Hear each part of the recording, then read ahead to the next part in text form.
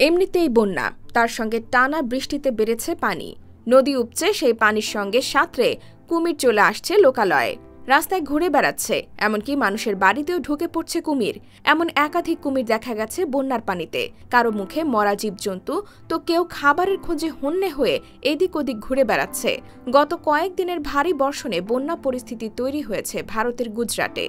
বন্যা পরিস্থিতির পাশাপাশি কুমিরের আতঙ্কেও ভুগছে গুজরাটের বরোদা এলাকার বাসিন্দারা।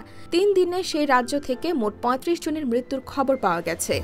রোববার থেকে শুরু হওয়া বৃষ্টির জেরে গুজরাটে বিশ্বামিত্রী সহ বেশ কয়েকটি নদী বিপদসীমার উপর দিয়ে বইছে। নদীর পানি ঢুকে পড়েছে লোকালয়ে, সাথে কুমিরও আসছে।